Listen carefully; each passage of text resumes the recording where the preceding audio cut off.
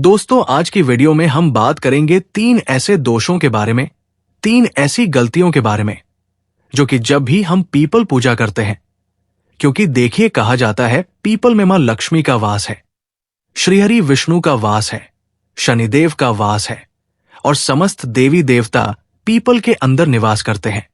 और दोस्तों, साथ ही साथ दरिद्रता का भी निवास पीपल के अंदर माना जाता है और दरिद्रता इसके अंदर रोज निवास करती है।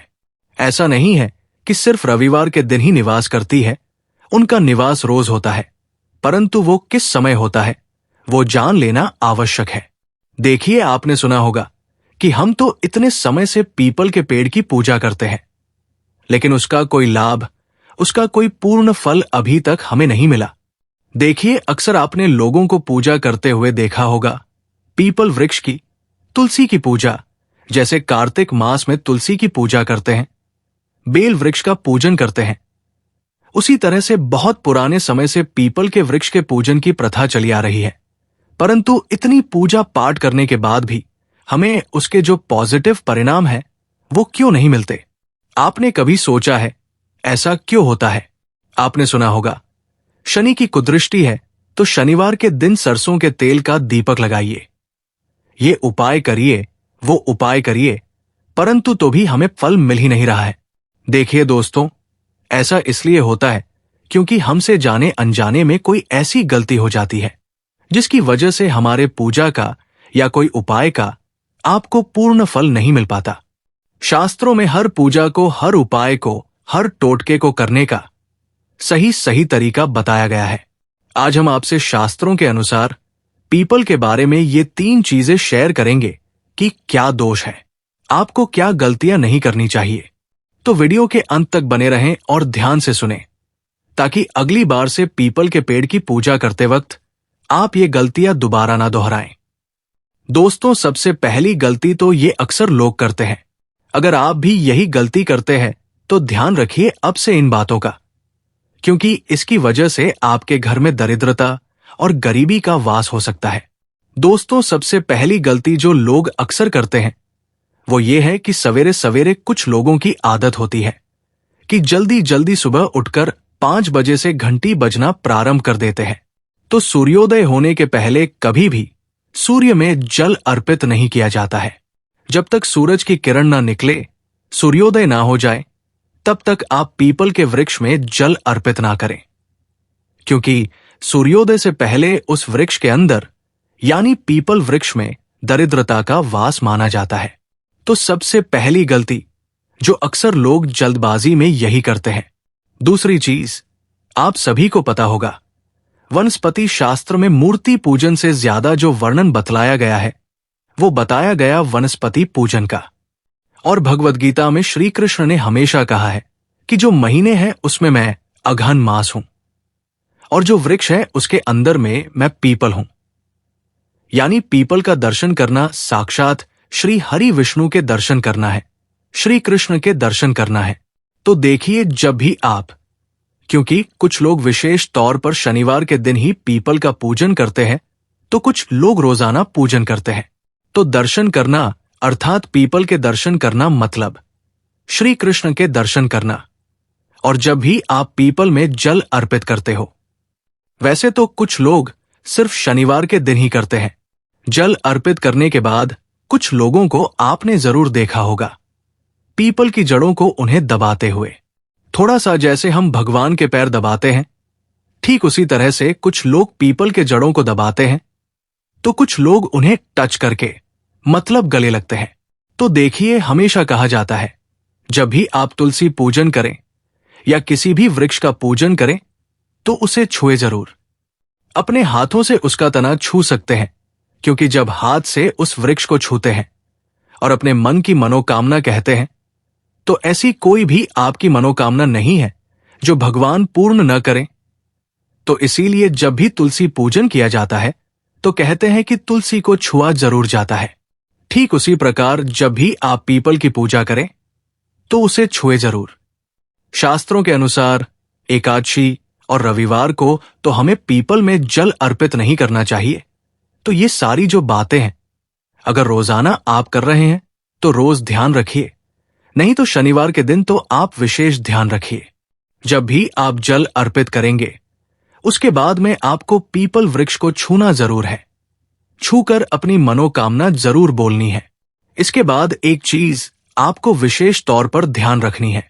केवल पूजा करने से यानी पीपल की पूजन करने से आपको उसका पूर्ण फल नहीं मिलता, क्योंकि बिना परिक्रमा के पीपल की पूजा अधूरा मानी गई है। ऐसा हमारे शास्त्रों में कहा गया है। जब आप पूजा कर लेते हैं, उसके बाद में आपको परिक्रमा जरूर करनी चाहिए। भगवान के दर्शन के साथ में आपने परिक्रमा करने का पुण्य फल प्राप्त कर ली है। यानी पीपल की परिक्रमा अर्थात साक्षात श्री विष्णु की परिक्रमा करना होता है, जिससे माता लक्ष्मी तो आप पर प्रसन्न होगी ही होगी। साथ ही साथ यदि शनि की कुदृष्टि है तो शनि देव की कुदृष्टि भी आपसे दूर होगी। इसके बाद में आपको मोक्ष की प्राप्ति भी होगी।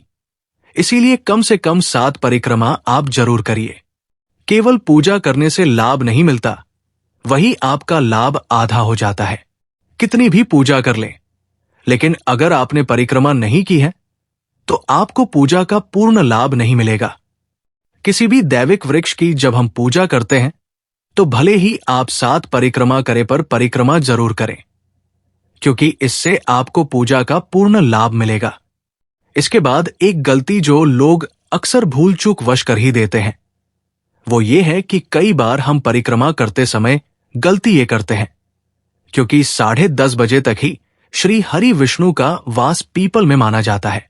10:30 बजे के बाद उनका समय खत्म हो जाता है और पितरों का समय शुरू हो जाता है। तो कोशिश करिए 10:30 बजे से पहले पहले पूजन कर लीजिए, जल अर्पित कर दीजिए और परिक्रमा कर लीजिए, क्योंकि उसके बाद पितरों का वास शुरू हो जाता है। उसके बाद में वृक्ष की परिक्रमा नहीं की जाती। और एक चीज का विशेष ध्यान रखिएगा कि अक्सर हम लोग देखते हैं बड़े बड़े शहरों में कि वृक्ष नहीं मिलता तो लोग गमलों में लगाकर ही पूजा करना शुरू कर देते हैं। तो ये गलती आपको कभी नहीं करनी है। पीपल दैवीय वृक्ष है।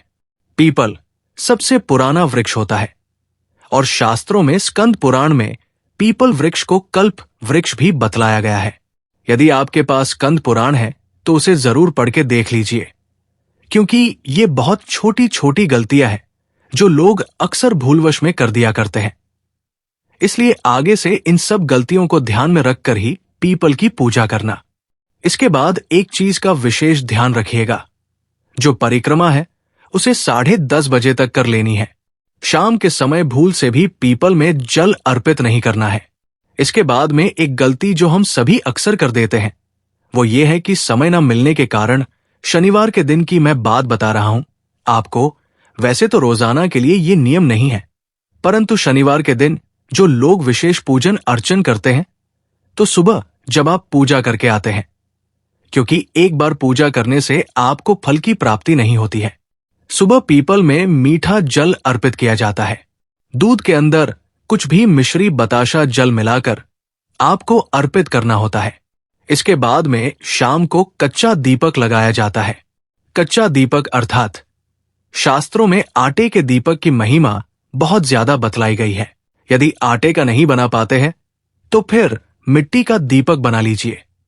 लंबी बाती का सरसों के तेल का दीपक जलाया जाता है और विशेष मनोकामना पूर्ति के लिए आटे में गोल बाती का घी का दीपक जलाइए। वैसे तो गोल बाती में घी का दीपक जलाना चाहिए, क्योंकि पीपल के नीचे अक्सर गोल बाती का ही दिया जलाया जाता है।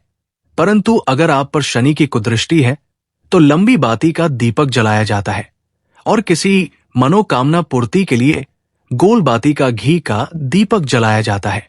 शाम को यदि आप दीपक नहीं जला रहे हैं और केवल सुबह पूजन करके ही आ गए, तो इस पूजा का लाभ केवल 50% ही आपको मिलता है। तो यही कुछ छोटी छोटी गलतियां हैं जो हम अक्सर तौर पर कर ही देते हैं। दोस्तों, शाम के समय पीपल की परिक्रमा हमें नहीं करनी है। और एक चीज का ध्यान रखिएगा, बहुत ज्यादा रात्रि के बाद में पीपल के वृक्ष के नीचे नहीं जाया जाता है। मतलब आप बहुत से बहुत 7:30 से 8 बजे के बीच पीपल का पूजन कर लीजिए, क्योंकि बहुत ज्यादा रात्रि में दरिद्रता का वास बतलाया गया है। तो पीपल के नीचे बहुत ज्यादा रात्रि में मत जाइएगा। और रविवार के दिन भी नहीं जाया जाता है। और ना ही रविवार के दिन पीपल का पूजन किया जाता है। तो ये कुछ छोटे छोटे से नियम थे जिसको अक्सर लोग जाने अनजाने में भूलवश में तोड़ दिया करते हैं। तो अब से इन नियमों का ध्यान में रखकर ही आप पीपल का पूजन करें, जिससे आपकी हर मनोकामना पूरी होगी और आपके घर में हमेशा हमेशा मां लक्ष्मी का वास बना रहेगा।